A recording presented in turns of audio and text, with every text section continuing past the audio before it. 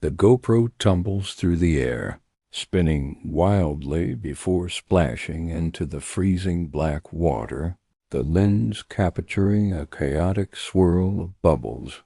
and the terrified, gargled scream of a man being dragged down into the silt, his fingers clawing desperately at the muddy bank before vanishing completely into the deep. The camera settles in the muck, the red recording light blinking rhythmically in the oppressive darkness, capturing nothing but the swaying weeds and the sudden, clouding drift of blood that curls like smoke in the water, marking the exact spot where Elias Thorne took his final drowning breath. This footage was recovered 6 weeks later by a police dive team searching for 3 missing men. The memory card corrupted except for these final 30 seconds of absolute terror, a grim testament to the events that unfolded at Lake Marrow Bend, a place the locals refused to visit after sunset.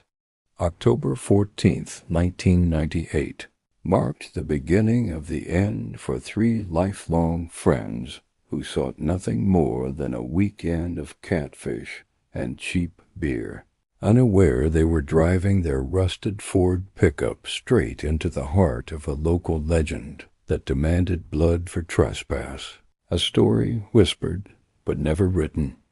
Marcus, the driver, was the skeptic of the group, a man who laughed at shadows and mocked the superstitions of the town elders, his loud voice booming through the dense pine forest as they unloaded their gear, the sound disturbing the unnatural silence that draped over the lake like a funeral shroud. Elias was the quiet one, the man who felt the wrongness of the place immediately, his skin prickling as he looked out over the stagnant water, the surface smooth as black glass, reflecting the gray sky with a clarity that felt distorted, as if the reflection was waiting to reach up and pull him in. Jonah rounded out the trio, a cameraman by hobby who insisted on documenting every moment of their trip, his lens capturing the nervous glances Elias shot toward the tree line, and the way the birds seemed to avoid flying over the water, veering away sharply as if hitting an invisible wall of dread.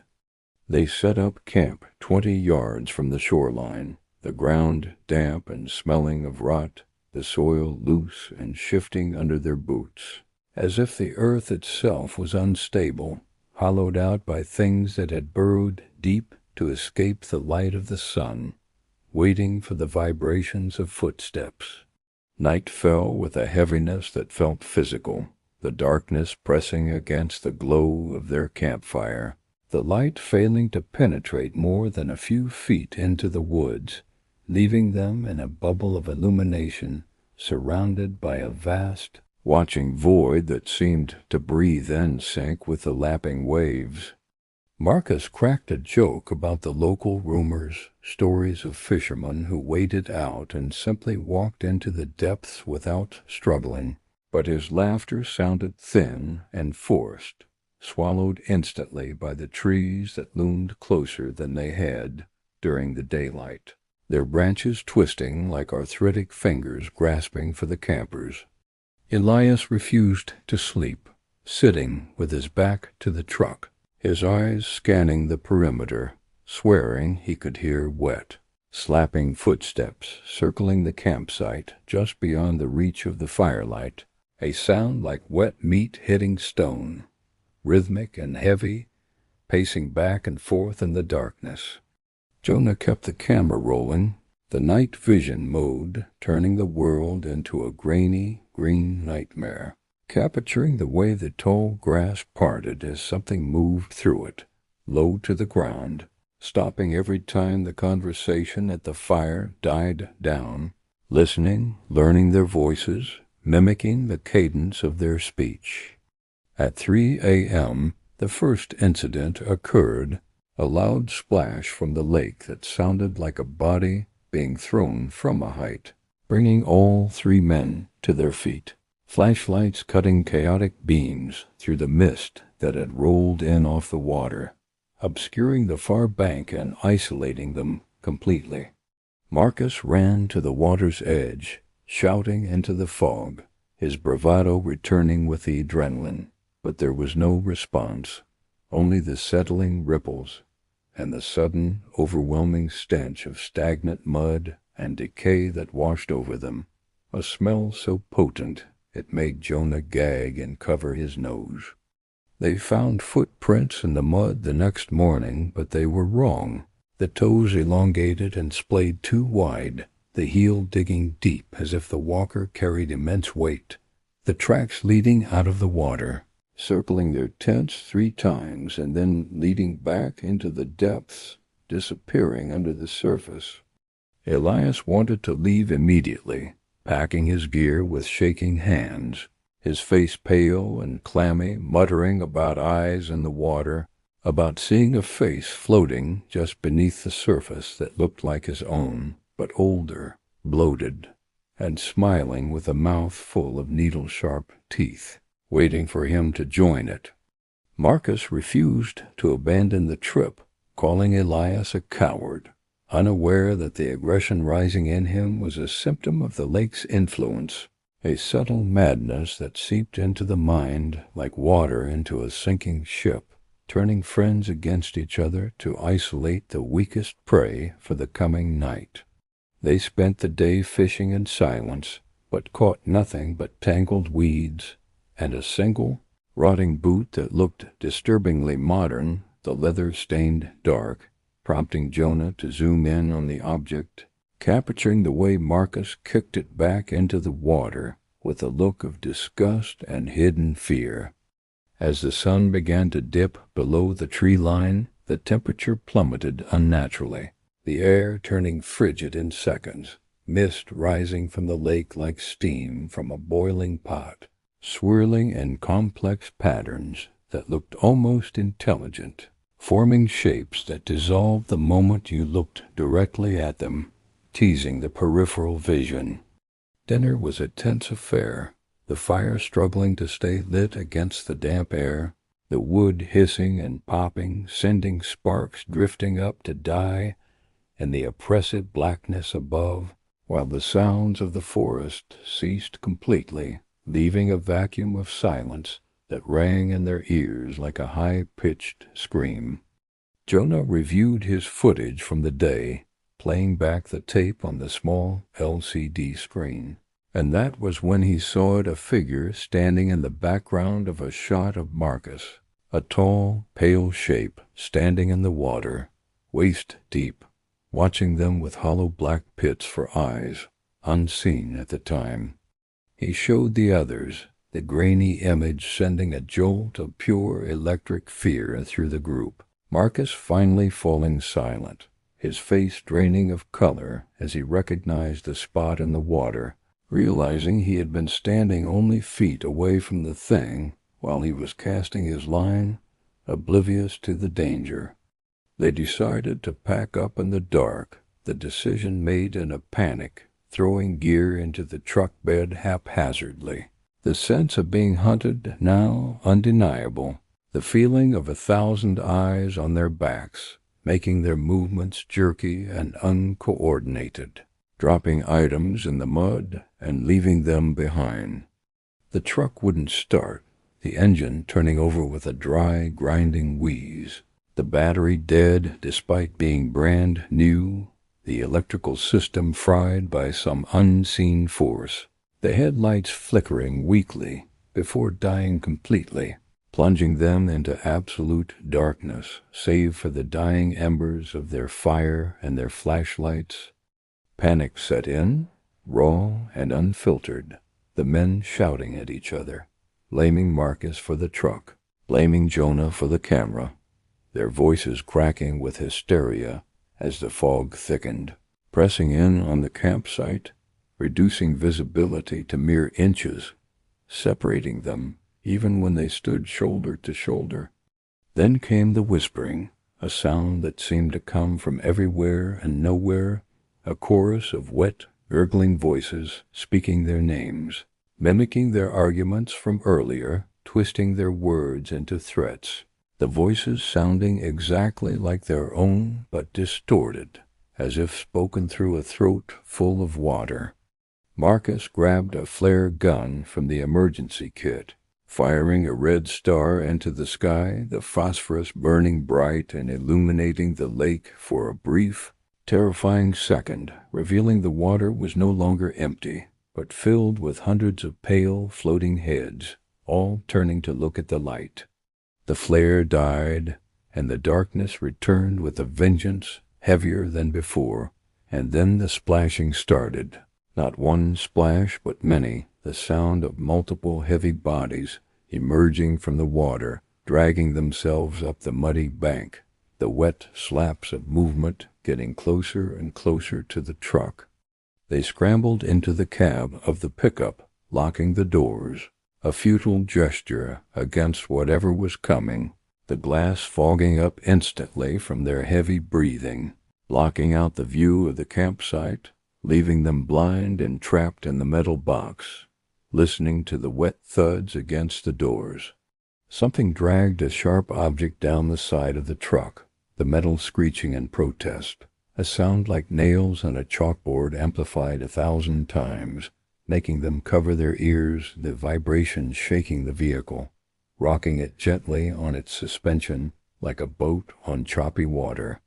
Jonah kept the camera pointing out the windshield, the night vision capturing the thermal heat of handprints appearing on the glass, handprints that were too large, the fingers too long, the heat signature fading quickly as the cold of the outside leached the warmth away, leaving only condensation. Elias broke first, screaming that he couldn't take it, unlocking his door and tumbling out into the mist before Marcus could stop him, his flashlight beam cutting a wild arc through the fog before he vanished, his screams cut short by a wet, crunching sound that sickened the two men left in the truck. Marcus and Jonah sat in paralyzed silence, the only sound the ragged intake of their own breath and the dripping of water from the trees. The attack on the truck ceasing the moment Elias left, the entities seemingly satisfied with the offering, retreating back toward the water with dragging sounds. They waited for hours, dawn feeling like a lifetime away, the cold seeping into the cab, numbing their fingers and toes, their minds racing with guilt and terror, wondering if Elias was dead or if he was out there in the dark, waiting for them, changed by the lake into one of the things. At first light, the fog lifted slightly, revealing the campsite destroyed, the tents shredded, the gear scattered, and a trail of blood leading from the passenger side of the truck down to the water's edge, a wide smear in the mud that spoke of a body being dragged without resistance. Marcus, broken by the night, grabbed a tire iron and stepped out, his eyes wide and unseeing, marching toward the water to find his friend, ignoring Jonah's pleas to stay, walking with a stiff mechanical gait, as if he was being pulled by an invisible line reeled in from the depths. Jonah followed, filming, because he didn't know what else to do, the camera a shield between him and the reality, capturing Marcus wading into the freezing water, calling Elias's name, the water rising to his waist, then his chest, the lake silent and calm as a mirror. Then the water around Marcus boiled, not with heat but with motion, a frenzy of pale limbs breaking the surface, grasping at him, pulling him down, his scream bubbling into a gurgle as he was yanked under, surfacing once with a look of pure betrayal, before vanishing for good. Jonah dropped the camera, the lens cracking against a rock, the footage cutting to black for a moment before the audio picked up his frantic breathing and the sound of him running, splashing through the shallows, fleeing back toward the truck, the key still in the ignition, hoping for a miracle. He didn't make it to the truck. The footage ends there, but the memory card was found in the water, suggesting he ran not to the vehicle but into the lake, perhaps chased, perhaps lured, The final file on the card, a 30-second clip of the camera sinking, capturing his final scream. The search party found the truck 3 weeks later. The doors locked, the inside pristine, no sign of struggle, but the outside was covered in muddy handprints that dried into a clay-like substance that police labs couldn't identify, containing traces of biological material not found in local wildlife. They dragged the lake for days, the hooks snagging on submerged logs and debris, pulling up pieces of clothing, a single shoe, a fishing rod snapped in half. But no bodies were ever recovered. The men simply swallowed by the silt and the dark water of Marrow Bend. Locals say the lake is deeper than the maps show, that it connects to underground caverns that have never seen the light of day, ancient waterways where things have evolved in the dark, blind and hungry, sensing the vibrations of boats and the heartbeats of men foolish enough to stay the night. The recovered footage was never released to the public, sealed in an evidence locker, deemed too disturbing for the families. But a leaked copy of the audio circulates on the dark web, a 5-minute clip of the whispering voices surrounding the truck, speaking in a dialect that linguists cannot identify. Some say if you listen closely to the audio, underneath the wet, gurgling voices of the entities, you can hear Elil's pleading for help, his voice sounding distant and hollow, as if he is speaking from inside a metal pipe, or from the bottom of a very deep well, trapped between the worlds. The families put up missing person posters for years, weathering and fading on the telephone poles the faces of Marcus, Elias, and Jonah bleaching in the sun until they were just ghostly outlines,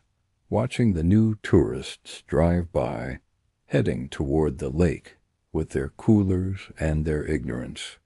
A warning sign was eventually erected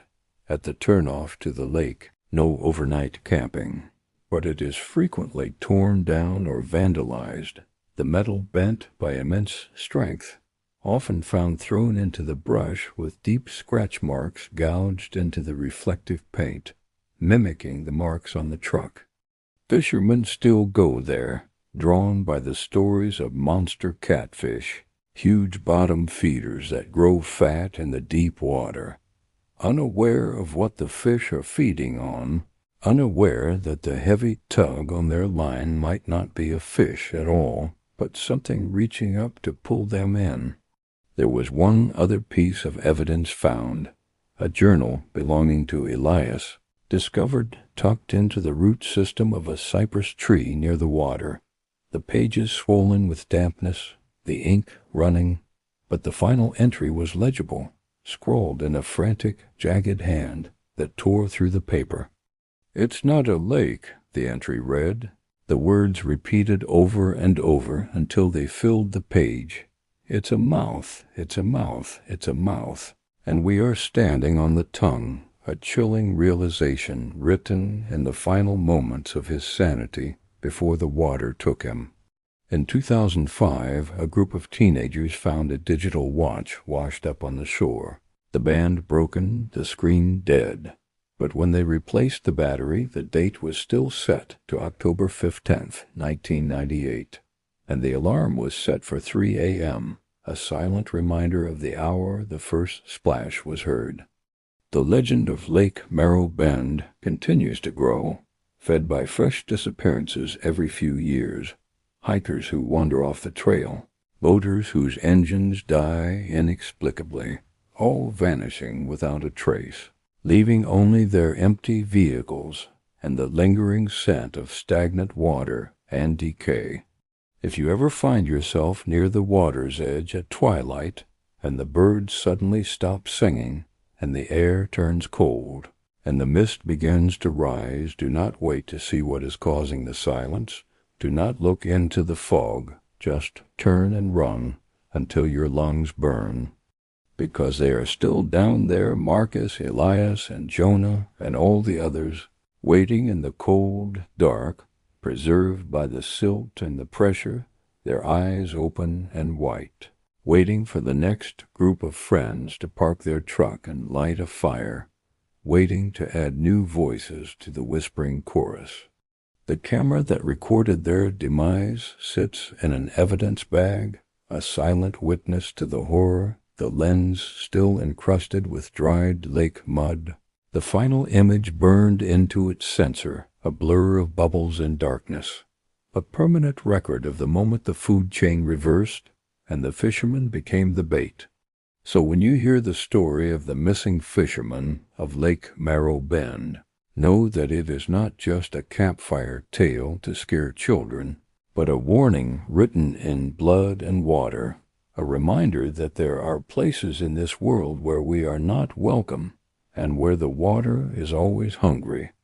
The file ends here, the screen cutting to black, leaving you with the silence of your own room, and perhaps, if you listen very closely, the faint sound of dripping water coming from a faucet you are sure you tightened, or the wet slap of a footstep in the hall.